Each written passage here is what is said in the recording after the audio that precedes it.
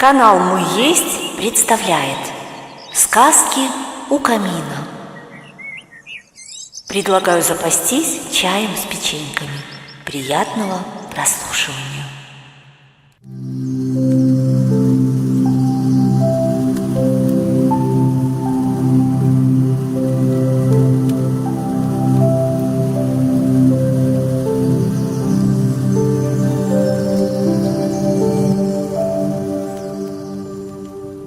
Дарья Рычкова. Тайна мудрой тигрицы. Читает Дарья Умерова. Жила-была в одном сказочном лесу большая полосатая тигрица. Она была местной знаменитостью. Каждый лесной житель от зудилы комара до гордого оленя восхищался ее красотой, силой, ловкостью и мудростью. И жила в этом же лесу маленькая белая кошечка со своей семьей. Ее, как и остальных зверей, удивляла знаменитая тигрица. Малышка хотела с ней познакомиться, но не знала, как осуществить свою мечту. Однажды, прогуливаясь с мамой по лесным дорожкам, кошечка увидела тигрицу, которая лежала на спине, раскинув лапы, и грелась на весеннем солнышке. Маленькая кошечка рассказала маме о своей заветной мечте и попросила разрешения подойти к полосатой красавице. «Я не против», — сказала мама-кошка. «Только сначала спроси саму тигрицу, согласна ли она». «Хорошо!» — радостно воскликнула кошечка и побежала к мудрой тигрице. «Здравствуйте!» — присев рядом с ней, малышка начала свой разговор. «Привет!» — улыбаясь, ответила тигрица. «Я вас не отвлекаю от важных дел?» Робким, дрожащим голоском спросила кошечка. «Нет, что ты!» — воскликнула тигрица. «Я сейчас просто отдыхаю». У кошечки от страха затряслись лапки, и шерстка встала дыбом. А тигрица продолжала говорить. «Ты что-то хотела у меня спросить?» Кошечка подумала, какой же вопрос можно задать столь серьезной и взрослой особе? И тут ей на ум пришел самый глупый и банальный вопрос. «Какая замечательная сегодня погода, не правда ли?» Сегодня чудесный солнечный денек. Вдруг к собеседницам подлетел скворец и что-то прострекотал на ухо тигрице. Она встрепенулась, встала и сказала: «Извини, кошечка, мне нужно идти заниматься своими делами. До новых встреч!» «До свидания!» — грустно сказала кошечка и пошла к себе домой. Целую неделю нашу героиню мучил вопрос, как перебороть страх и открыто признаться тигрице в своих искренних и добрых чувствах к ней. И вновь удача ей улыбнулась. Одним апрельским утром к кошечке пришел ее лучший друг Ежик. Он принес выпуск газеты «Лесная жизнь», открыл на первой странице и громко вслух прочитал.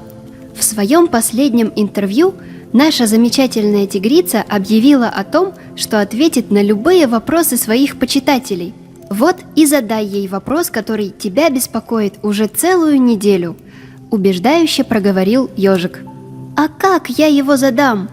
В газете сказано, что его нужно написать на кусочке березовой коры и передать скворцу. Он же отнесет это письмо самой тигрице. Кошечка поблагодарила друга за помощь и взялась за дело. Через час ее письмо было написано и отправлено. Прошло 3 дня. Всем жителям сказочного леса ответила тигрица, кроме маленькой белой кошечки.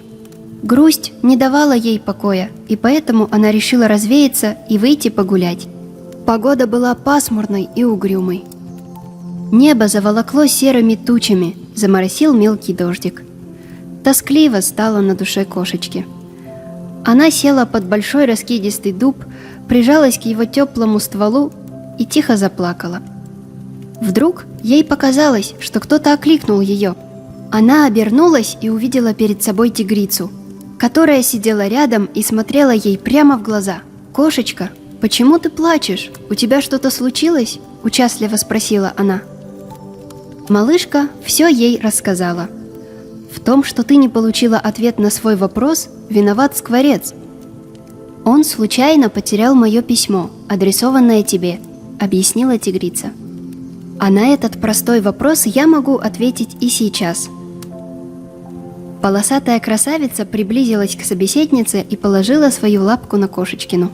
Ты просила меня поделиться с тобой секретом моего успеха, силы и бесстрашия. Знаешь, это вовсе не секрет. Когда-то я, как и ты, была маленькой и всего на свете боялась. «Как?» – удивилась кошечка. «Мне говорили, что вы бесстрашная!» «Во-первых, – продолжала объяснять тигрица, – нет на нашей планете ни одного бесстрашного живого существа. Каждый чего-то боится, и это естественно. А во-вторых, смелый не тот, у кого нет страхов, а тот, кто умеет их преодолевать. А еще мне интересно узнать, почему ты робеешь передо мной?» «Потому что вы взрослая, известная на весь лес, принадлежите к роду тигров», – тихо пояснила кошечка. «То, что я взрослая, не значит, что меня нужно бояться. Знаменитой меня признали сами лесные жители. Я не стремлюсь к славе. А то, что я принадлежу к тиграм...» Мудрая тигрица загадочно улыбнулась, поджала под себя лапы и села совсем как кошка. Эта ее поза и какая-то красота, доброта и загадка в улыбке запомнились кошечке на всю жизнь. Такая она ей нравилась гораздо больше. Прошло время. Наша малышка подросла и превратилась в сильную и смелую кошку. Когда ее спрашивали, в чем секрет твоей силы и смелости, она вспоминала мудрую тигрицу и ее удивительную тайну.